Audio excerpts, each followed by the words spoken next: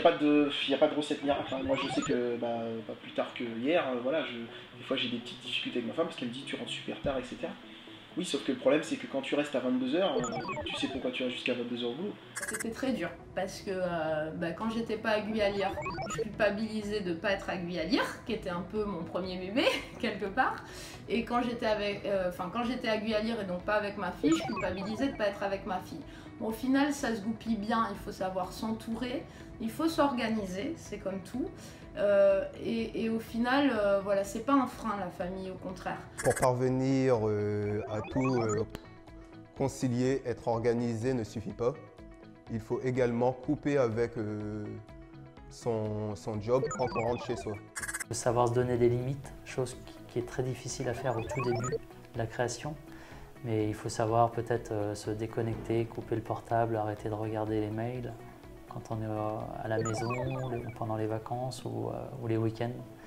Donc pour pouvoir vraiment profiter de sa famille, quoi.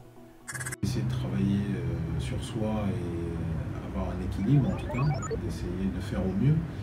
Mais c'est sûr qu'avoir des horaires fixes, c'est quelque chose de super compliqué.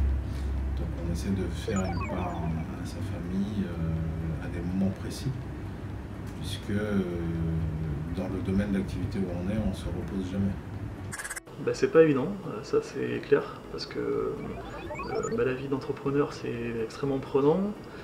Il y a forcément une zone de flou qui s'installe entre la vie privée et la vie professionnelle, surtout quand on a deux enfants qui arrivent dans le moment où justement il y a ce parcours entrepreneurial. Et justement, je pense aussi que c'est hyper important de pouvoir s'accrocher à des choses vraiment concrètes. C'est-à-dire que quand on rentre à la maison le soir, voilà, il y a la famille, il y a les enfants, et ça permet justement de déconnecter, parce que c'est hyper important, surtout dans le monde du digital, d'arriver à se raccrocher à des choses concrètes. Et ne pas être sans arrêt noyé derrière un écran d'ordinateur, ça fait du bien quand il y a le petit qui vous tire et qui vous dit on va à la plage ce week-end. Parce que justement c'est indispensable d'arriver à gérer les deux aspects pour trouver un équilibre.